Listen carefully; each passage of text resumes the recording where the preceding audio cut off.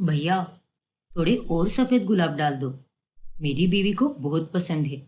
ये तोहफा और अपने पसंदीदा फूल देखकर वो बहुत खुश हो जाएगी। फिर अरमान फूलों का गुलदस्ता और तोहफा लेकर घर आता है। जन्मदिन मुबारक हो ईशा। ईशा। अरमान देखता है कि ईशा घर पर है ही नहीं। वो उसे हर जगह ढूंढने लगता है। ईशा, ईशा कहाँ चली गई तुम? ईशा। अच्छा बाबा, सॉरी। मानता हूं कि 2 दिन पहले मैंने तुम्हारे साथ बहुत लड़ाई कर ली, लेकिन अब तो मान जाओ। देखो, तुम्हारे लिए मैंने क्या लाया है। ईशा को ढूंढते ढूंढते अरमान को बेड के पास एक चिट्ठी पड़ी हुई दिखती है।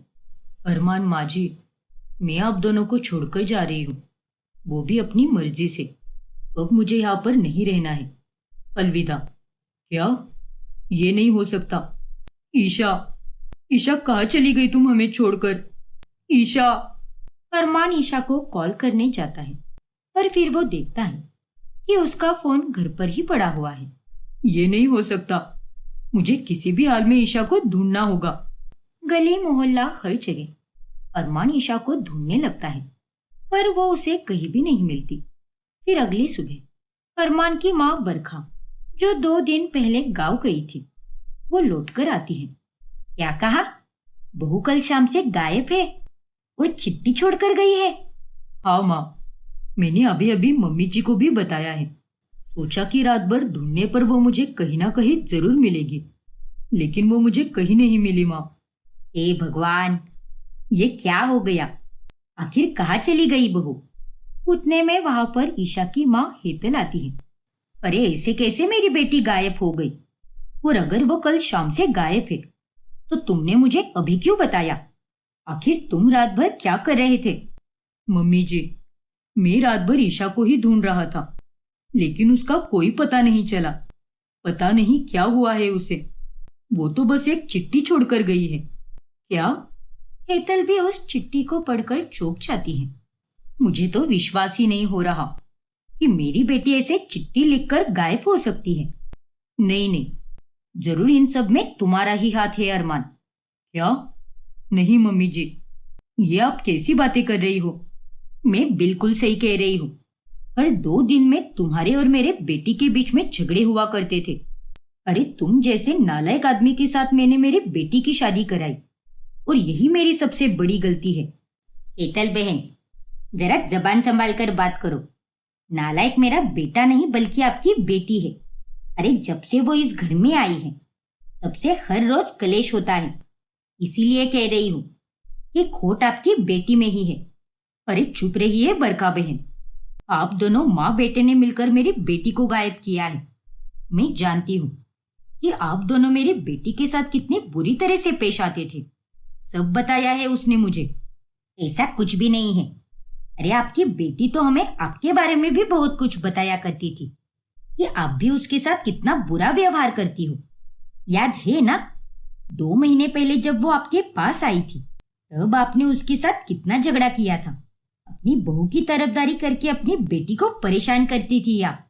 अरे आप तो अपनी बहू की तरफदारी करती थी और अपने खुद की बेटी को परेशान करती थी। खुद की हरकतों को कभी देखा है क्या आपने? और चली आई हमें सिखाने। ये सब बकवास है। अरे किस माँ बेटी में झगड़े नहीं होते? अगर उसके और मेरे थोड़े बहुत झगड़े हो भी गए, तो इसका मतलब ये तो नहीं है ना कि उसके गायब होने के पीछे मेरा ही हाथ है। ये सब अरमान का ही किया धरा है, और अब मैं ये बात पुलिस तक लेकर जाऊंगी, और अब वही तुम्हें सबक सिखाएगी अरमान। अरे जाओ जाओ, जहां जाना है वहां जाओ। मेरे बेटे का इन सब में कोई हाथ नहीं है, और ये बात मुझे अच्छी तरह से पता है।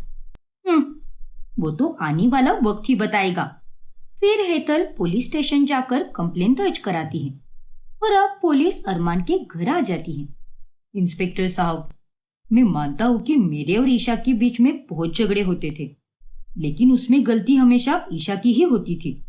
हमने उससे बेवजह कभी झगड़े नहीं किए। हाँ इंस्पेक्टर साहब, इतना सब होने के बाद भी हम उससे बहुत प्यार करते थे, लेकिन पता नहीं कल शाम अचानक से उसे क्या हो गया कि उसने चिट्ठी लिखी और वो हमें छोड़कर चली गई। वो जहाँ कहीं भी हो, बस भगवान जी उसे सही सलामत रखे। और हमारे पास वापस भेज दे। अरे ये सब झूठा नाटक करने की कोई जरूरत नहीं है। मेरी बेटी ने ये चिट्ठी लिखी ही नहीं है। इंस्पेक्टर साहब, आप मेरा विश्वास कीजिए, ये सब इन दोनों माँ बेटी की चाल है। ये दोनों मेरी बिचारी बेटी के साथ बहुत अन्याय करते थे।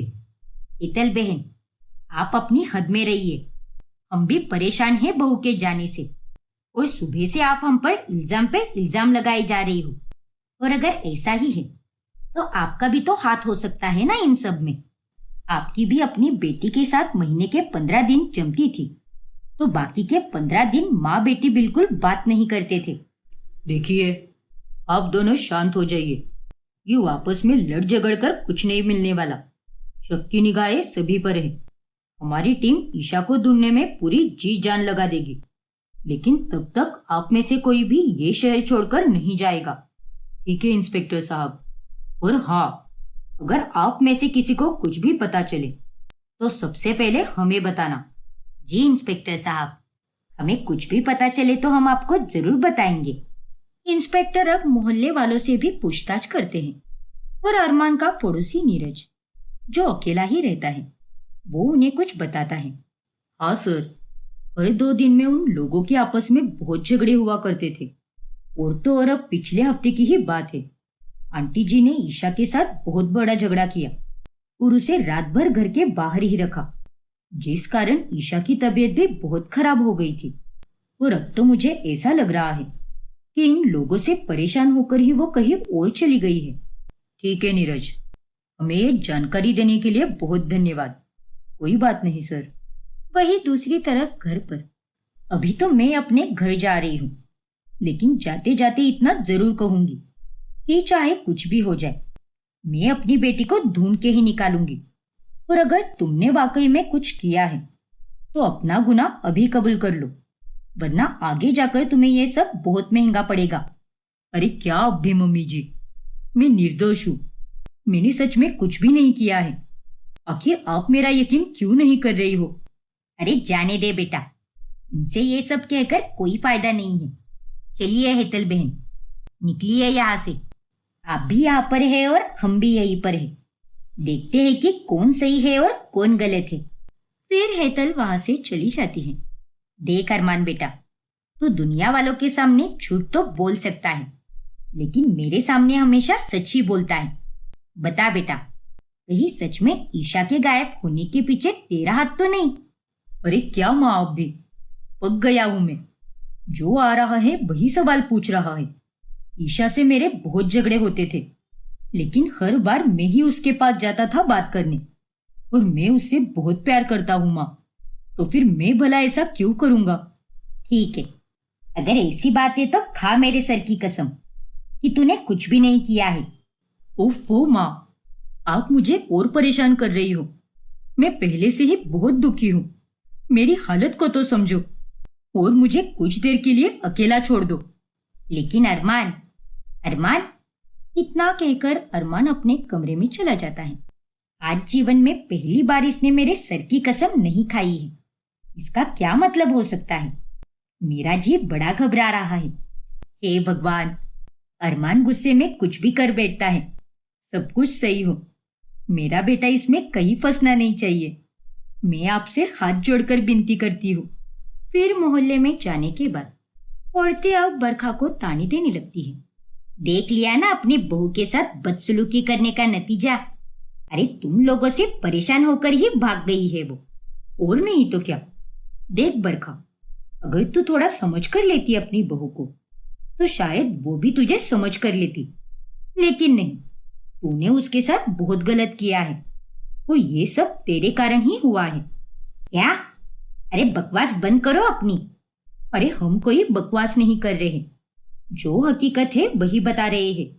अगर तुझे अपनी बहू से इतना ही प्यार होता तो उसके जन्मदिन के दिन ही आ जाती ना तू गांव से, लेकिन तू तो उसके जन्मदिन के अगले दिन आई है, तो इसका क्या मतलब है? देख बरखा, तू चाहे इस बात पर कितना भी पर्दा डाल ले, लेकिन पूरा मोहल्ला जानता है कि तू अपनी बहू के साथ हैवानों की तरह पेश आती है। अरे बस करो तुम दोनों, बहुत बोल गई तुम। अरे तुम लोगों को तो बस वही पता है जो तुम लोगों ने बाहर से देखा है, लेकिन अंदर की बात कोई नहीं जानता। मेरी बहू की गलतियां और उसकी बदतमीजी के कारण ही हम उसके साथ हमेशा झगड़ा करते थे। हमें कोई शौक नहीं है और ये मेरे घर का मामला है। हम लोग देख लेंगे। और खबरदार, जो आइंदा से मुझे कोई ताना दिया तो एक एक के खाल उधेड़ दूंगी। निर्लज कही की। इतना कहकर बरखा वहां से चली जाती है। फिर एक रात जब पड़ोसी नीरज अपनी बालकनी में जाता है, तब वो बरखा को किसी के साथ फोन पर बात करते हुए देख लेता है। हाँ, ध्यान रहे, किसी को भनक तक नहीं पड़नी चाहिए, समझी कि नहीं? फिर नीरज उसकी सारी बातें अपने फोन में रिकॉर्ड कर लेता है। फिर अगले दिन नीरज वो वीडियो पुलिस को दिखाता है। ये देखिए बरखा जी, इस वीडियो में आप साफ साफ कह रही हो कि किसी को कोई भनक तक नहीं पड़नी चाहिए।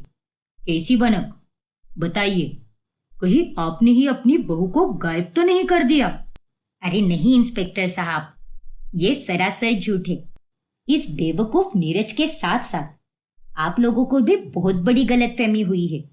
मैं तो अपनी बहन से फोन पर बात कर रही थी और उसे बता रही थी कि किसी को पता नहीं चलना चाहिए कि मेरी बहू घर छोड़कर कहीं चली गई है, वरना खामखा परिवार में मेरी इज्जत की धज्जियां उड़ जाएगी। क्या? सच में? लेकिन हम आपकी इस बात पर यकीन कैसे करें? मैं मेरे बेटे अरमान की कसम खाकर कहती हूँ कि यही सच्चाई है। और आप चाहो तो मेरा फोन जांच सकते हो। इसमें आपको सब कुछ दिख जाएगा कि मैं अपनी बहन से ही बात कर रही थी। ठीक है बरखा जी, अगर आप कह रही हो तो हम आपकी बात समझ सकते हैं। फिर तलाशी तो जारी है। सच को सामने आने में ज्यादा वक्त नहीं लगेगा और सच्चाई सामने आनी ही चाहिए। मैं भी यही चाहती हूँ कि जल्द से जल्द सब कुछ ठीक हो जाए। इस बार अगर मेरी बहू मिल जाएगी ना, तो मैं उसके साथ कभी झगड़ा नहीं करूंगी। फिर इंस्पेक्टर के जाने के बाद, क्यों रे नालायक, एक पड़ोसी होकर तू ये सब काम करता है? अरे पहले पूरी बात तो सुन लेता, फिर अपना वीडियो बनाता। आपकी और ईशा की लड़ाइयों को मैंने अपनी आंखों से देखा है, इसीलिए मुझे लगा कि आप ही इन सब के पीछे हो। इसीलिए मैंने वीडियो रिकॉर्डिंग करना शुरू कर दिया।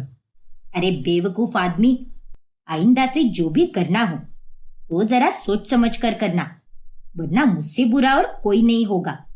पुलिस की तलाशी जारी रहती है और अब वो पूरे घर में तलाशी करते हैं ताकि कोई सुराग मिल सके। तभी उन्हें एक डायरी मिलती है। ये क्या? ये तो ईशा की डायरी है, लेकिन इसमें तो उसकी हैंडराइटिंग काफी अलग लग रही है और जो चिट्ठी में लिखा है वो हैंडराइटिंग बहुत अलग है। लेकिन ऐसा कैसे हो सकता है? सर, एक बार हमें अरमान की भी हैंडराइटिंग चेक कर लेनी चाहिए। फिर जब वो लोग अरमान की हैंडराइटिंग चेक करते हैं, तभी अरमान, तुम्हारी हैंडराइटिंग और इस चिट्ठी में लिखी हुई हैंडराइटिंग काफी मिलती है। कहीं तुमने ही तो ये चिट्ठी नहीं लिखी ना? नहीं इंस्पेक्टर साहब, मैंने ये चिट्ठी नहीं लिखी। हर व्यक्ति की हैंडराइटिंग हर 6 महीने में बदलती ही रहती है, तो हो सकता है ना कि ये ईशा की पुरानी डायरी हो और अभी की हैंडराइटिंग बदल गई हो। नहीं अरमान, ये सब ईशा ने 1 हफ्ते पहले ही लिखा है। तुम तारीख भी देख सकते हो। तो इसका मतलब ये है कि ये चिट्ठी तुमने ही लिखी है और तुम ही उसके साथ आखिरी समय में थे। कहीं तुमने ही तो उसके साथ कोई गलत काम करके उसे गायब तो नहीं कर दिया और अपने हाथ से ही ये चिट्ठी लिखी ताकि किसी को कोई शक ना हो? क्या? नहीं इंस्पेक्टर साहब, आप जैसा कह रहे हैं वैसा कुछ भी नहीं है। माना कि इस चिट्ठी में लिखी हुई हैंडराइटिंग मेरी हैंडराइटिंग से मेल खाती है, लेकिन इसका मतलब ये थोड़ी ना है कि ये चिट्ठी मैंने ही लिखी है। खैर, अब ये सब तो ऊपर वाला ही जाने कि ये चिट्ठी आपने लिखी है या किसी और ने लिखी है। लेकिन फिलहाल के लिए हमें यह साफ पता चल चुका है कि इस चिट्ठी में लिखी हुई हैंडराइटिंग ईशा की हैंडराइटिंग बिल्कुल नहीं है। लेकिन सर, अगर अरमान ने भी ये चिट्ठी नहीं लिखी तो फिर किसने लिखी होगी? वही व्यक्ति जिसने ईशा को गायब किया है। हाँ, ईशा को अगर अपना घर छोड़कर जाना ही होता तो वो अपने मायके भी तो जा सकती थी ना, लेकिन नहीं, वो अपने मायके भी नहीं गई। और तो और वो ऊपर से चिट्ठी छोड़कर गई, जिसमें उसकी लिखाई नहीं बल्कि किसी और की लिखाई है। इंस्पेक्टर की ये बातें सुनकर सभी लोग चौंक जाते हैं। फिर रात में, देख अरमान बेटा, मैंने तेरी पसंद का पुलाव बनाया है, खा लेना थोड़ा सा, वरना तेरी तबीयत बिगड़ जाएगी। नहीं माँ, मैंने चाय पी ली थी और वाकई में मुझे अभी बिल्कुल भूख नहीं है। लेकिन बेटा, चाय पी पी कर तुझे एसिडिटी हो जाएगी। ले, मुंह खोल, मैं खिलाती हूँ तुझे। नहीं माँ, मेरा बिल्कुल मन नहीं है, आप रख कर जाइए। आपका मन रखने के लिए मैं थोड़ा बहुत खा लूंगा, लेकिन अभी नहीं, बाद में। ठीक है बेटा, मैं तुझ पर जबरदस्ती नहीं करूंगी। जब जितना खाना है खा लेना और समय से सो जाना, और घबराना मत, मैं हूं तेरे साथ। हाँ माँ, मैं जानता हूँ। फिर बरखा वहां से चली जाती है, लेकिन थोड़ी ही देर बाद बरखा के चिल्लाने की आवाज आती है। माँ, ये आवाज तो बाहर से आई है। फिर अरमान घर के बाहर भागता है। तभी वहां पर बरखा को छत से नीचे गिरकर मरा हुआ देखता है, और वो देखकर अरमान के होश उड़ जाते हैं। माँ, ये आपको क्या हो गया माँ? अभी कुछ देर पहले ही आप मुझसे मिलने आई थी, फिर अचानक से आप छत से कैसे गिर गई माँ?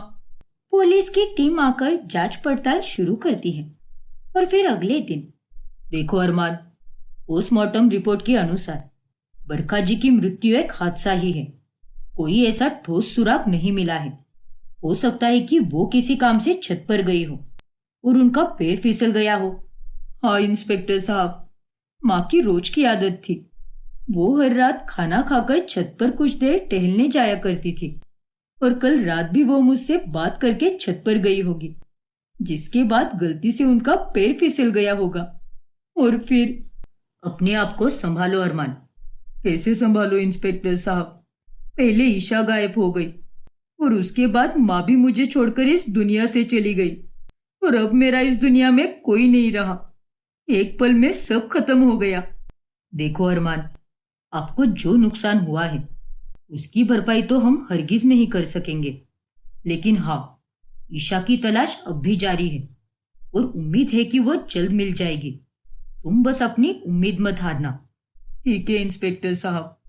अरमान की हालत अब बहुत ज्यादा खराब हो जाती है। फिर वो हेतल से मिलने जाता है, और तभी पिछले 15 मिनट से मैं घंटी बजा रहा हूँ, लेकिन मम्मी जी ने अभी तक दरवाजा नहीं खोला, और ना ही भाभी जी ने। पता नहीं क्या चल रहा है, पहले तो ऐसा कभी नहीं हुआ। फिर अरमान एक और बार घंटी बजाता है, जिसके बाद हेतल दरवाजा खोल देती है। क्या हुआ मम्मी जी?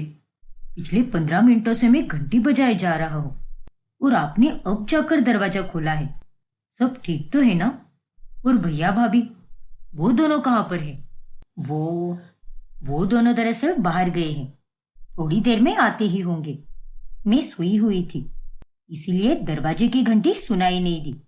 बताओ क्या हुआ है? कुछ नहीं मम्मी जी, बस थोड़ा उदास महसूस हो रहा था, उसके चलते मैं आपसे मिलने आ गया। सोचा कि आपसे और भैया भाभी से मिलकर मुझे थोड़ा अच्छा लगेगा। माँ के जाने के बाद घर तो और भी सुना हो गया है। अरे बंद कर अपना ये तमाशा, एक नंबर का हैवान आदमी है तू। एक तो पहले मेरी बेटी को गायब कर दिया और अब अपनी माँ को भी मार दिया। भगवान ही जाने आखिर तेरा मकसद क्या है। अरे क्या करना चाहता है तू? मम्मी जी, आप कैसी सोच रखती हो? अरे ये सब आपको शोभा देता है क्या? भला मैं अपनी माँ की जान क्यों लूंगा? और मैं बार बार आपको एक ही बात बोलकर थक गया हूं कि मैंने ना तो ईशा को गायब किया है और ना ही मेरी माँ को मारा है। प्लीज मम्मी जी, मुझ पर बेवजह इल्जाम लगाना बंद करो। इतना कहकर अरमान वहां से चला जाता है। बहुत जबान चलाता है ये, एक दिन इसकी अच्छे से कुटाई करूंगी। नालायक कहीं का। पुलिस अब ईशा की केस गहराई से जांचने लगती है। सर, हमने ईशा का फोन तो चेक किया, लेकिन उसका सोशल मीडिया अकाउंट नहीं, इसीलिए मैंने सोचा कि मैं उसका सोशल मीडिया अकाउंट चेक कर लूं। तो कुछ मिला क्या तुम्हें? हाँ सर, मुझे उसमें ये चैट्स मिले हैं। राजवीर नाम के किसी लड़के के साथ ईशा ने हाल ही में बातचीत शुरू की थी। और उसकी बातचीत से ये साफ पता चलता है कि राजवीर ईशा को बहुत चाहता है और वो उससे मजाकिया अंदाज से बात करता था, जबकि ईशा की तरफ से हमेशा साधारण ही रिप्लाई होता था। और तो और उसने राजवीर को गायब होने के 3 दिन पहले ही बताया था कि वो उसके बात करने के तरीके को नापसंद करती है और अगर सही से बात करनी है तो ही बोलो, वरना मैं तुम्हें ब्लॉक कर दूंगी। अच्छा, तो अब हमें इस राजवीर से मिलना होगा। इसका पता ढूंढ निकालो। ये हमारे हाथ से जाना नहीं चाहिए। वो ना हो, जरूर इसी का हाथ होगा ईशा के गायब होने के पीछे। हाँ सर, मुझे भी अब यही लग रहा है। फिर जब इंस्पेक्टर अरमान को राजवीर के बारे में बताते हैं तब उसे बहुत गुस्सा आता है। क्या? मेरी ही गलती है। मुझे ईशा का फोन चेक करते रहना चाहिए था, जिसके चलते मुझे राजवीर के बारे में पता चलता। लेकिन अब मैं उसे नहीं छोड़ूंगा। फिर इंस्पेक्टर उस राजवीर का पता ढूंढ कर निकालते हैं और वो उसके घर तक पहुंचते हैं। लेकिन वहां पर पहुंचते ही अरमान राजवीर को मारने लगता है। तेरी हिम्मत कैसे हुई मेरी बीवी को गायब करने की? बता, कहां पर है मेरी ईशा? जल्दी बता, वरना मैं तुझे आज यहीं पर गाड़ दूंगा। अरमान, ये क्या तरीका है? हम हैं ना यहाँ पर। अपने गुस्से पर काबू रखो। इंस्पेक्टर साहब, मैं सच में नहीं जानता कि ईशा कहाँ पर है। मैं तो कभी उससे मिला भी नहीं हूँ और हमारी तो बस सोशल मीडिया पर ही बातचीत हुआ करती थी। तेरी और ईशा की बातें पढ़ी है हमने। तू उसे चाहता था और ये बात साफ साफ समझ आती है तुम्हारे चैट्स पढ़ के। इसीलिए जो सच है उसे झुटलाना बंद कर दे राजवीर, वरना बहुत बुरा होगा। देखिए इंस्पेक्टर साहब, ये सच है कि मैं ईशा को थोड़ा थोड़ा चाहने लगा था, लेकिन मुझे नहीं पता कि वो कहाँ पर है। उसे मैंने आखिरी मैसेज उसके जन्मदिन पर किया था, लेकिन उसके बाद उसका कोई रिप्लाई नहीं आया। देख राजवीर, इज्जत से पूछ रहा हूँ, बता दे कहाँ छुपा कर रखा है तूने ईशा को? अब तो 1 हफ्ते से ऊपर हो गया है। इस बीच में मेरी माँ का भी देहांत हो गया। मैं कैसे जी रहा हूँ ये सिर्फ मैं ही जानता हूँ। इसीलिए मैं तेरे सामने हाथ जोड़ता हूँ। बता दे भाई, कहाँ पर है मेरी ईशा? मेरा यकीन करो अरमान, मैं पिछले 16 दिनों से इंदौर गया था और मैं कल ही वापस आया हूँ। मैं एक सिंगर हूँ और मैं कार्यक्रमों में गाता रहता हूँ। 1 मिनट, मैं आप लोगों को सबूत दिखाता हूँ। फिर राजवीर अपने कमरे में से टिकट्स लेकर आता है। ये देखिए, ये रही मेरी इंदौर जाने और आने की टिकट्स। मैंने एक बहुत ही बड़ी शादी में गाना गाया था। पूरे 2 हफ्तों की शादी थी और हर एक रस्म में मैं वहीं पर मौजूद था। अब और क्या सबूत दिखाऊं मैं आप लोगों को? अच्छा ठीक है, तुम्हारा इन सब में कोई हाथ नहीं है ऐसा तुम्हारा मानना है, लेकिन पुलिस की नजर अब तुम पर भी बनी रहेगी। और ऐसा भी तो हो सकता है ना कि तुमने इंदौर में बैठे बैठे ही किसी को कहकर ईशा को गायब करवाया हो। ये आप कैसी बातें कर रहे हो सर? मैंने ऐसा कुछ भी नहीं किया है। मैं एक अच्छे परिवार का लड़का हूँ। अरे अच्छे परिवार के लड़के शादीशुदा औरतों के साथ इस तरह से बातें नहीं करते, समझे कि नहीं? इसलिए यह शरीफ होने का नाटक बंद करो। शांत रहो अरमान। खैर, जब तक हम ना कहें तब तक तुम्हें इस शहर से बाहर जाना मना है। लेकिन सर, मेरे तो शोज रहते हैं। तो फिर कोई बात नहीं, कुछ दिन काम से ब्रेक ले लो या फिर इसी शहर में शोज करो।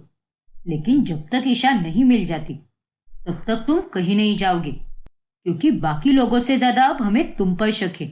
ठीक है सर, जैसा आप कहो। राजवीर इंस्पेक्टर की बात मान लेता है और आगे की तलाशी जारी रहती है। ऐसे ही एक दिन पड़ोसी नीरज अरमान से मिलने आता है। अरे नीरज, तुम यहाँ पर? हाँ अरमान, मैंने सोचा कि तुम अकेले रहोगे, इसीलिए तुमसे मिलने आया हूँ।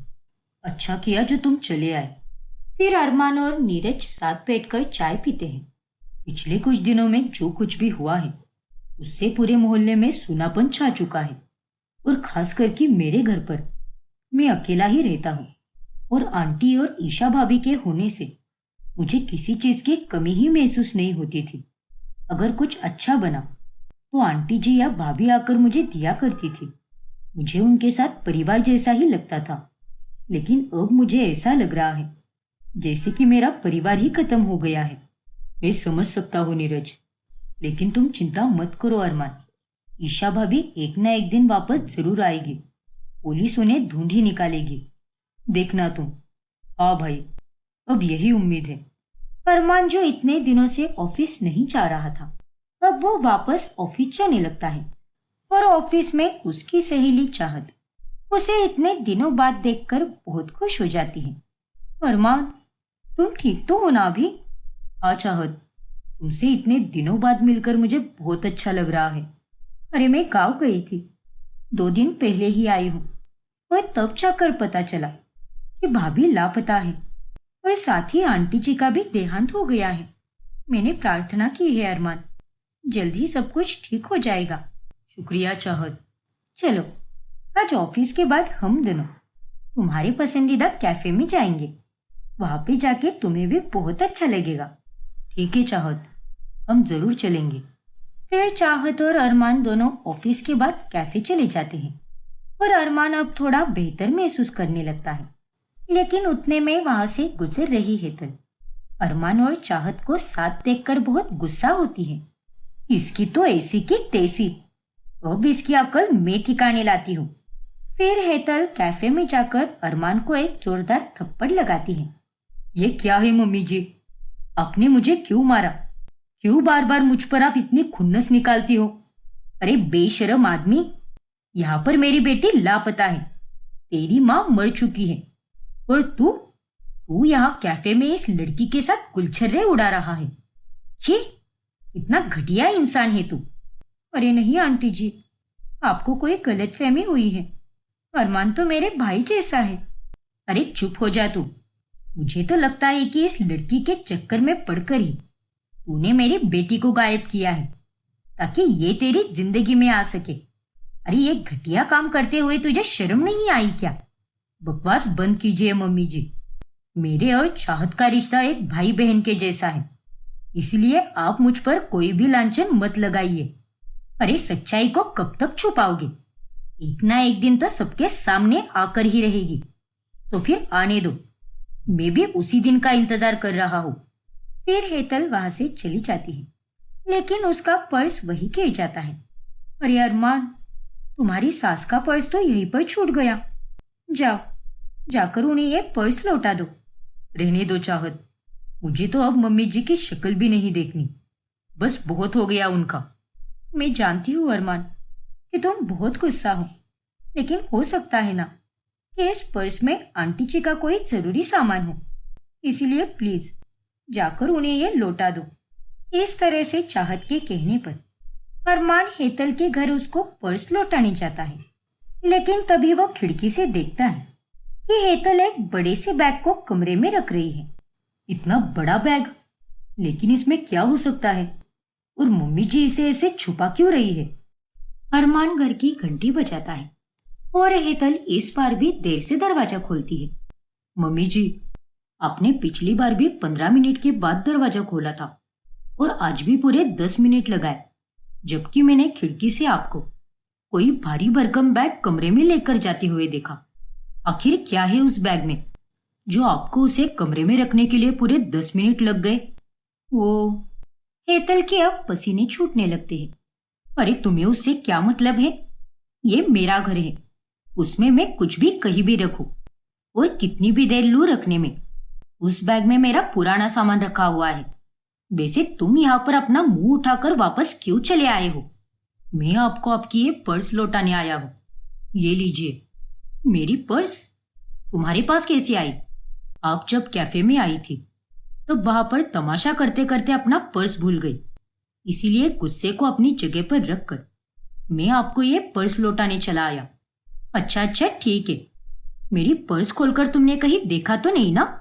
ऐसे घटिया काम में नहीं करता। रखिए अपनी पर्स। फिर अरमान हेतल को वो पर्स देकर वहां से निकल जाता है, लेकिन उसे ये बात अंदर ही अंदर खाई जाती है और वो ये बात चाहत को बताता है। हाँ चाहत, पता नहीं क्यों, लेकिन मुझे तो ऐसा लग रहा है कि मम्मी जी मुझसे कुछ छुपा रही है। अरे अब तो 2 बार हो गया है। वो दरवाजा खोलने में 10 से 15 मिनट लगाती है, और तो और आज उन्होंने बैग भी छुपाई, और वो बैग काफी भारी भी थी। कहीं ईशा के गायब होने के पीछे मम्मी जी का तो हाथ नहीं? ये तुम कैसी बातें कर रहे हो अरमान? वो ईशा की माँ है, ऐसा कुछ भी नहीं होगा। वैसी बात नहीं है चाहत। ईशा और मम्मी जी के बीच इतनी भी नहीं जमती थी। मम्मी जी ईशा और भाभी के बीच में काफी भेदभाव किया करती थी, और जब भी ईशा अपने मायके जाती वो रूठ कर या झगड़े कर कर ही लौटती थी। इसीलिए मैं कह रहा हूँ। क्या? सच में? हाँ चाहत, अब तुम भी सोचो ना, अगर ईशा को घर छोड़कर जाना ही था तो वो अपने मायके ही चली जाती ना। लेकिन नहीं, वो अपने मायके भी नहीं गई, वो तो कहीं और ही चली गई है। या फिर उसे किसी ने गायब करवाया है, क्योंकि पुलिस के मुताबिक वो चिट्ठी ईशा ने नहीं बल्कि किसी और ने लिखी है। देखो अरमान, मैं समझ सकती हूँ। ईशा की मम्मी को बैग कमरे में रखते हुए देखकर और उनके व्यवहार में अजीब सा बदलाव देखकर तुम्हें उन पर शक होने लगा है। लेकिन मुझे ऐसा नहीं लगता कि एक माँ ही अपनी बेटी के साथ ऐसा कुछ कर सकती है। अरे अगर आंटी जी ने उसे गायब भी किया हो तो वो ऐसा क्यों करेगी? आखिर क्या वजह हो सकती है? लेकिन चाहत, प्लीज अरमान, अपने दिमाग के घोड़े मत दौड़ा। ईशा की तलाश करने के लिए पुलिस जी जान लगा रही है, इसीलिए तुम उन सब बातों से दूर रहो और अपने आप को किसी न किसी काम में व्यस्त रखो, वरना तुम्हारी शारीरिक और मानसिक सेहत बिगड़ती जाएगी। तुम मेरी बात समझ रहे हो ना? हाँ चाहत, मैं समझ रहा हूँ तुम्हारी बात। तो फिर चलो, हमारा ब्रेक खत्म हो चुका है, कल के प्रेजेंटेशन की तैयारी भी करनी है। हाँ चाहत, चलो। अब पुलिस ईशा की सहेलियों से पूछताछ करना शुरू करती है। तो बताइए, ईशा का अपनी सारी सहेलियों के साथ कैसा रिश्ता है? अच्छा, बुरा या ठीक ठाक? सर, हम सभी सहेलियों में से ईशा सबसे ज्यादा अच्छी लड़की है। वो हम सबको अपनी बहनें ही मानती है। हाँ सर, वो कभी किसी को परेशान नहीं करती थी और सबकी खुशी का बहुत ख्याल रखती थी। लेकिन बस एक ही लड़की थी जो उसके साथ हमेशा झगड़ती रहती थी। क्या? कौन है वो लड़की? बताओ उसके बारे में। उसका नाम सुनैना है। वो ईशा से बहुत जलती थी, क्योंकि ईशा बहुत सुंदर थी और साथ ही हर किसी की पसंदीदा भी थी। हाँ सर, ऐसी एक भी किट्टी पार्टी नहीं गई थी जिसमें ईशा और सुनैना की लड़ाई ना हुई हो।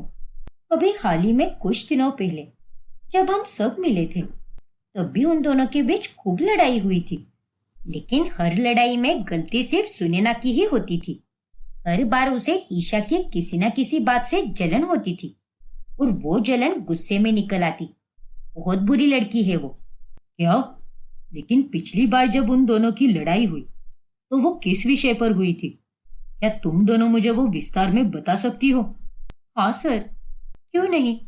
उस दिन ईशा ने बहुत सुंदर ड्रेस पहना था जो उसे अरमान ने दिया था, और वो अपनी बाली की ट्रिप की तस्वीरें दिखा रही थी, जिसे देखकर सुनैना को बहुत जलन हुई और उसने जानबूझकर ईशा की ड्रेस पर ड्रिंक गिराई, जिस पर ईशा ने उसे बहुत डांटा और यहीं से उनका झगड़ा बहुत बढ़ गया। अच्छा ठीक है, तुम दोनों ने हमें जितनी भी जानकारी दी उसके लिए बहुत धन्यवाद। फिर इंस्पेक्टर वहां से चले जाते हैं और बाहर आकर, सर, इस सुनैना का हमें पता लगाना होगा। वो ईशा से हमेशा जलती थी और साथ ही उससे हमेशा लड़ती थी। कहीं दुश्मनी के चक्कर में उसने ही ईशा के साथ कुछ गलत ना कर दिया हो। हाँ, शायद तुम्हारी बात सही है, हमें उसका पता लगाना होगा। फिर पुलिस सुनैना को ढूंढने लगती है और वो उसके घर पहुंचते हैं। दरवाजा खोलो सुनैना, पुलिस का सामना तो तुम्हें करना ही होगा। दरवाजा खोलो। पुलिस? नहीं, मैं पुलिस के सामने नहीं जाऊंगी। मुझे यहाँ से भागना होगा, वो भी अभी की अभी। सुनैना, दरवाजा खोलो, वरना हमें जबरदस्ती ये दरवाजा तोड़ना होगा। लेकिन सुनैना फटाफट अपना फोन लेकर घर के पीछे की खिड़की से बाहर निकलकर भाग जाती है, और जब पुलिस दरवाजा खोलकर अंदर आती है तब उन्हें सुनैना नहीं मिलती। सर, लगता है सुनैना भाग गई। वो देखिए, पीछे की खिड़की खुली हुई है। अगर ये भागी है तो इसका मतलब जरूर ईशा के लापता होने के पीछे सुनैना का ही हाथ होगा, वरना वो डटकर पुलिस का सामना करती। हमें सुनैना को पकड़ना होगा। वो ज्यादा दूर नहीं गई होगी, जल्दी गाड़ी निकालो। फिर पुलिस सुनैना को ढूंढने निकलती है, पर वो दूर दूर तक उन्हें नहीं मिलती। फिर वो लोग फिर से ईशा के मोहल्ले में अरमान से मिलने आते हैं, लेकिन तभी ऑफिसर की नजर एक दुकान के बाहर लगे हुए सीसीटीवी कैमरा पर जाती है। ये देखिए सर, इस दुकान के बाहर तो सीसीटीवी कैमरा लगा हुआ है। क्या? लेकिन उस दिन जब हम पूरे मोहल्ले में सीसीटीवी कैमरास ढूंढ रहे थे, तब हमारी नजर इस पर क्यों नहीं गई? सर, अब जब हमें कैमरा दिख गया है, तो हमें इस दुकान वाले से बात करके फुटेज चेक करनी चाहिए। हो सकता है उसके द्वारा हमें कोई सुराग मिले। फिर वो दोनों सीसीटीवी फुटेज चेक करते हैं, तो उसमें दोपहर के समय में सुनैना ईशा के घर के अंदर जाते हुए दिखाई देती है। देखो, सुनैना ही गई है ईशा से मिलने। जरूर ईशा के गायब होने के पीछे इसी का हाथ होगा। और आगे करो। नहीं सर, इसके आगे की फुटेज नहीं दिख रही। कैमरा पर अचानक से हवा के झोंके से एक काला दुपट्टा उड़कर आ गया, इसीलिए उस दिन की सिर्फ दोपहर के समय तक की ही फुटेज है। चलो कोई बात नहीं, हमें इस फुटेज से ये तो पता चल ही गया है कि सुनैना ही वो शख्सियत है जिसने ईशा को गायब किया है। अब बस हमें किसी भी हाल में सुनैना को ढूंढ कर निकालना है। तुमने उसके फोन का लोकेशन ट्रैक किया कि नहीं? हाँ सर, लेकिन कोई जानकारी नहीं मिल पाई। शायद वो आउट ऑफ नेटवर्क एरिया में हो, लेकिन मैं हर 15 मिनट में लोकेशन ट्रेस कर रहा हूँ। कुछ ना कुछ तो पता चल ही जाएगा। और वैसे भी हमारी पूरी टीम तो उसे ढूंढने में ही लगी हुई है। फिर जब अरमान और चाहत को इस बारे में पता चलता है, तभी मुझे लगा नहीं था कि जिस सहेली के साथ उसकी लड़ाई होती थी, उसी ने मेरी ईशा के साथ गलत किया है। मुझे पहले से ही ईशा को उस सुनैना से दूर रखना चाहिए था। चाहत, अब मुझसे ये सब नहीं हो पा रहा। ईशा और माँ के बिना जीना बहुत मुश्किल होते जा रहा है। काश मैं ईशा को समझ पाता और उससे कभी लड़ाई नहीं करता। सब कुछ ठीक हो जाएगा अरमान, मुझे पूरा भरोसा है। देखना, ईशा तुम्हें वापस मिल जाएगी, और इस बार जब वो तुम्हें मिलेगी, तब तुम उसे कभी अलग मत होने देना और अपने रिश्ते की नई शुरुआत करके उसे अच्छे से निभाना। हाँ चाहत, मैं अपनी ईशा को अपने आप से कभी अलग नहीं होने दूंगा, लेकिन वो बस मुझे मिल जाए। ऐसे ही 2 दिन बीत जाते हैं, लेकिन सुनैना का कुछ पता नहीं चलता। ना जाने कहाँ चली गई है वो सुनैना। आप लोगों को उसके पीछे भागकर उसे पकड़ना चाहिए था ना। एतल जी, हमने उसे ढूंढने की पूरी कोशिश की है, लेकिन उसका कोई पता नहीं चल पाया।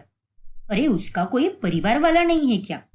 नहीं, जहां तक हमें पता चला है, वो इस शहर में अकेली ही रहती है। वो एक अनाथ लड़की है, जिस कारण उसका इस दुनिया में कोई नहीं है। हे भगवान! सर ये देखिए, उसका लोकेशन मिल गया है। वो अभी फतेहनगर के बड़े बाजार में है। ये देखिए, मुझे अभी अभी उसका लोकेशन ट्रेस हुआ है। लगता है वो आउट ऑफ नेटवर्क एरिया से बाहर आ गई है। ठीक है, चलो जल्दी से उसे बड़े बाजार जाकर पकड़ लेते हैं। फतेहनगर हमारे पुलिस थाने से काफी दूर नहीं है, पास में ही है। जल्दी चलो। फिर पुलिस बड़े बाजार पहुंचती है, जहां पर वो सुनैना को रंगे हाथ पकड़ लेते हैं। बताओ, ईशा कहाँ पर है? मुझे नहीं पता सर कि ईशा कहाँ पर है। झूठ मत बोलो सुनैना, हमने सीसीटीवी फुटेज में चेक किया है। जिस दिन वो गायब हुई है, उस दिन तुम मुझसे मिलने उसके घर गई थी, वो भी भरी दोपहर में। हाँ सर, मैं इस बात को मानती हूँ कि मैं उस दिन ईशा से मिलने गई थी, क्योंकि मुझे उससे माफी मांगनी थी। ईशा और मेरी हमेशा से लड़ाइयाँ हुई है, और बार बार लड़ाई होने के बाद भी ईशा कुछ दिनों के बाद मेरे साथ अच्छे से पेश आया करती थी। एक मैं ही थी जो हमेशा बुरी बनती थी, इसीलिए मैंने सारा गुस्सा एक तरफ रखा और उस दिन मैं उससे मिलने गई, उसके जन्मदिन के अवसर पर। उससे सारे किले शिकवे दूर करके एक नए रिश्ते की शुरुआत करने। चुप रहो सुनैना, झूठी कहानियां बनाना बंद करो। नहीं सर, मैं कोई झूठी कहानी नहीं बना रही हूँ, मैं सब सच बोल रही हूँ। मैंने उस दिन उससे माफी मांगी, और उसके बाद उसने हमेशा की तरह दिल बड़ा रख के मुझे माफ भी कर दिया, और मुझे अपने हाथ की बनी मिठाई भी खिलाई। और हम दोनों के बीच में सब ठीक होने के बाद मैं वहां से निकल आई। और अगर आपको मेरा यकीन ना हो तो मैं आपको अपने फोन से बुक की हुई टैक्सी की डिटेल्स भी दिखा सकती हूँ। ये देखिए, इसमें टैक्सी ड्राइवर का नंबर भी मौजूद है। आप चाहो तो उससे भी बात कर सकते हो। लेकिन अगर तुमने कुछ किया ही नहीं है तो तुम उस दिन हमारे आते ही भाग क्यों गई? क्योंकि मैं डर गई थी सर। मुझे समझ ही नहीं आ रहा था कि अब मैं क्या करूं। इसीलिए मैं वहां से भागकर सीधे फतेहनगर पहुंची और वहां पर एक आउट ऑफ नेटवर्क एरिया वाले होटल में रुक गई। देखो सुनैना, तुम्हारी कई बातों पर हमें 1% भी विश्वास नहीं हो रहा। तुम अब भी पुलिस की नजर में हो और जब तक हमें तुम्हारे खिलाफ कोई ठोस सबूत नहीं मिल जाता हम तुम्हें गिरफ्तार नहीं कर सकते। लेकिन तब तक तुम्हें इस शहर में ही रहना होगा जब तक ईशा का कोई पता नहीं चल जाता। तुम ये शहर छोड़कर कहीं नहीं जा सकती। ठीक है सर, मैं जानती हूँ कि आप अपनी ड्यूटी निभा रहे हो, लेकिन मैं ईशा के साथ इतना गलत भी नहीं कर सकती। मैं भी उसके जल्द से जल्द वापस मिलने की प्रार्थना कर रही हूँ ताकि वो सबको बता सके कि मैं गलत नहीं हूँ और मैंने उस दिन उससे माफी भी मांगी थी। इतना कहकर सुनैना वहां से चली जाती है। फिर अगले दिन पुलिस अरमान के घर आकर उसे सारी जानकारी देते हैं और तभी अरमान देखता है कि हेतल ने अपने गले में ईशा का हार पहना हुआ है। ये हार? लेकिन ये तो ईशा का हार है और ये तो मैंने ही ईशा को उसके जन्मदिन के 1 हफ्ते पहले दिया था। और मम्मी जी तो ईशा को पिछले 1 महीने से मिली भी नहीं है, तो मम्मी जी तक ये हार पहुंचा कैसे? मम्मी जी, आपके गले में जो हार है वो हार ईशा का है, लेकिन ये हार आपके पास कैसे आ गया? वो बेटा, मैं... क्या हुआ मम्मी जी? कुछ बोलोगी आप? आप ईशा से पिछले 1 महीने से मिली नहीं हो, तो फिर ये हार आपके पास कैसे आ गया? ये हार मुझे मेरी बहू ने दिया है, यानी ईशा की भाभी ने।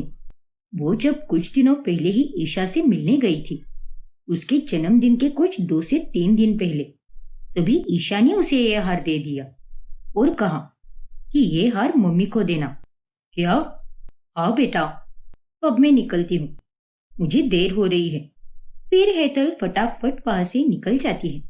भाभी घर पर आई थी, लेकिन वो अगर घर पर आती तो माँ या ईशा मुझे जरूर बताते। मुझे कुछ तो गड़बड़ लग रही है। अब तो मुझे भाभी से बात करनी चाहिए। फिर अरमान भाभी को कॉल करके पूछता है और तब उसे पता चलता है कि वो तो ईशा के ससुराल गई ही नहीं है। इसका मतलब मम्मी जी ने मुझसे झूठ कहा। लेकिन अगर मम्मी जी ईशा से मिली ही नहीं थी तो उनके पास ईशा का हार कैसे गया? मुझे ऐसा क्यों लग रहा है कि ईशा को उन्होंने ही लापता किया है। मुझे उनके पास जाकर सारा सच पता लगाना ही होगा। फिर अरमान फौरन हेतल के पास चला जाता है। तब वो खिड़की से उसकी बातें सुन लेता है। चलो अच्छा हुआ जो उस बेवकूफ अरमान ने और ज्यादा सवाल नहीं पूछे। किसी को पता नहीं चलना चाहिए कि मैं लोगों के गहने और पैसे चुराती हूँ और गेस्ट रूम में एक बैग में छुपा कर रखती हूँ। ईशा का हार मैंने उसके लापता होने के बाद उसके कमरे में जाकर चुराया है। मुझे तो वो तभी पसंद आ गया था जब उसने उसे पहनकर फोटो निकाला था। वाह मम्मी जी वाह। हेतल अरमान को खिड़की में से देखकर बहुत ज्यादा हैरान रह जाती है। हे भगवान, मैं हमेशा ये खिड़की बंद करना भूल जाती हूँ। अरमान बेटा, किसी को मेरी सच्चाई मत बताना। 1 मिनट, अंदर आओ। फिर हेतल दरवाजा खोलकर अरमान को घर के अंदर लेती है। देखो बेटा, मेरी बहू और बेटे को ये बिल्कुल पता नहीं चलना चाहिए, वरना वो लोग मुझे बहुत सुनाएंगे। लेकिन मम्मी जी, आपके पास इतना सब होने के बाद भी आप ये चोरी चकारी क्यों करती हो? पता नहीं बेटा, लेकिन मुझे ज्यादा का लालच है और शायद इसीलिए, क्योंकि मेरा बेटा भी आजकल मुझे बहुत कम पैसे देता है, तो मैं भी और क्या करती। लेकिन मम्मी जी, भैया ने आपको इतनी सारी सुख सुविधाएं दी है और उसके बाद भी आप ये सब बोल रही हो, और ये आप बहुत गलत कर रही हो। अगर आपने ये सब करना बंद नहीं किया तो मैं भैया और भाभी को सब कुछ बता दूंगा। क्या? हाँ मम्मी जी, आपके पास जो कुछ भी है उसी में संतुष्ट क्यों नहीं रहती आप? ये सब करके आप एक ना एक दिन पकड़ी जाओगी और इस उम्र में आपको जेल में चक्की पीसनी पड़ेगी। और ये सब आपको शोभा देता है क्या? बताइए। नहीं बेटा, मुझे जेल नहीं जाना। मैं भगवान की सौ खाकर बोलती हूँ कि मैं आज के बाद चोरी करना बंद कर दूंगी। मुझे माफ कर दो बेटा। ईशा की सौ, मैं नहीं करूंगी चोरी। लेकिन तुम किसी को कुछ भी मत बताना। ठीक है मम्मी जी, लेकिन आप भी अपनी कही गई बात पर ध्यान देना, क्योंकि आपने भगवान जी और ईशा की कसम खाई है। इतना कहकर अरमान वहां से चला जाता है और घर पर चाहत उसके लिए खाना लेकर आती है। देखा, मैंने कहा था तुमसे कि आंटी जी का और ईशा के लापता होने का कोई लेना देना नहीं रहेगा। लेकिन जो भी हो, आंटी जी को ये चोरियां नहीं करनी चाहिए थी। हाँ चाहत, उन्होंने वो सब करके बहुत गलत किया है, लेकिन वो अब आगे से ऐसा नहीं करेगी, क्योंकि वो अब काफी डर चुकी है। मुझे उनसे ये उम्मीद बिल्कुल नहीं थी, पर खैर, तुमने उन्हें समझाकर बहुत अच्छा किया। अब चलो, ये खाना खा लो, वरना ठंडा हो जाएगा। आज मैंने पालक पनीर की सब्जी, देसी घी के पराठे और मटर पुलाव बनाया है। पालक पनीर की सब्जी, अरे ये तो ईशा की भी बेहद पसंदीदा सब्जी है। अगर आज वो यहाँ पर होती तो इसे एक झटके में ही सफाचाट कर जाती। तभी अरमान को पुलिस इंस्पेक्टर का कॉल आता है।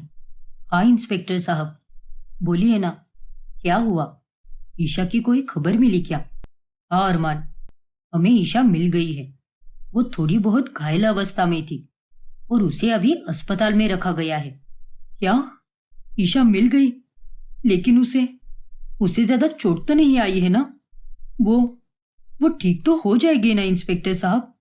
हाँ अरमान, वो ठीक हो जाएगी, पर हमें उसे कुछ दिन अस्पताल में ही रखना होगा। तुम और हेतल जी उससे मिलने आ सकते हो। ठीक है इंस्पेक्टर साहब, मैं और मम्मी जी अभी पहुंच रहे हैं वहां पर। अरमान की खुशी का अब कोई ठिकाना नहीं रहता। क्या सच?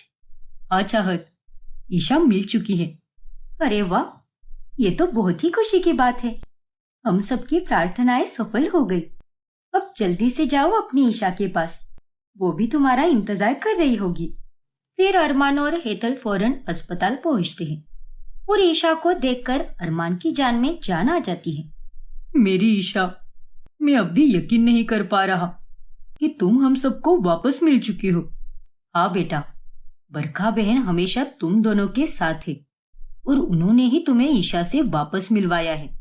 ईशा, अब तुम्हें हम सबको बताना होगा कि आखिर उस दिन क्या हुआ था और तुम कैसे लापता हो गई। नहीं अरमान, ईशा ये सब नहीं बता पा रही, क्योंकि उसे उस दिन के बारे में कुछ भी याद नहीं है। क्या? हाँ अरमान, हमें ईशा पास के जंगल में मिली, जहां पर ढेर सारे जंगली जानवर रहते हैं। खुशकिस्मती से ईशा को कुछ भी नहीं हुआ, उसे बस थोड़ी बहुत चोटें आई है। शायद किसी जानवर ने काटा होगा, लेकिन ईशा की जान खतरे में नहीं गई। भगवान का लाख लाख शुक्र है। इंस्पेक्टर साहब, अब तो ईशा मिल चुकी है और हमें यह भी पता चल चुका है कि ईशा को किसी ने जंगल में फेंका था। अब आप लोगों को उस हैवान को ढूंढकर निकालना ही होगा। हाँ अरमान, हम हर कीमत पर उस शख्स को ढूंढकर निकालेंगे जिसने ईशा के साथ ये सब किया है। ईशा के मिलने की बात पूरे मोहल्ले में फैल जाती है और ये खबर सुनकर अरमान और ईशा का पड़ोसी नीरज काफी चौंक जाता है। ये कैसे हो सकता है? ईशा आखिर जिंदा कैसे हो सकती है? नहीं, ऐसा नहीं होना चाहिए था। ईशा, मैं आ रहा हूँ। नीरज गुस्से में अस्पताल पहुंचता है और मौका देखते ही वो चुपके से ईशा पर हमला करने जाता है कि उतने में वहां पर इंस्पेक्टर आके उसे पकड़ लेते हैं। तेरी इतनी हिम्मत! अब तू पुलिस के हाथ से बचकर नहीं जा सकता। मुझे सब कुछ याद आ गया है नीरज, और अब तुम्हें अपने गुनाहों की सजा जरूर मिलेगी। अरमान और हेतल को भी वहीं पर बुलाया जाता है और वो लोग नीरज को देखकर चौंक जाते हैं। तूने ये सब किया नीरज? मैं तुम्हें नहीं छोड़ूंगा। फिर अरमान नीरज को मारने लगता है, लेकिन इंस्पेक्टर उसे रोक लेते हैं। देखो अरमान, इसे सजा देने के लिए कानून है, इसीलिए तुम शांत रहो। बताओ नीरज, क्यों किया तुमने ये सब? क्योंकि मैं ईशा से प्यार करता था। क्या? उस दिन जब ईशा की सहेली सुनैना उसके घर से बाहर चली गई, तब मैं उसके घर गया था अपने प्यार का इजहार करने के लिए। ये तुम क्या कह रहे हो नीरज? तुम्हारा दिमाग तो ठिकाने पर है ना?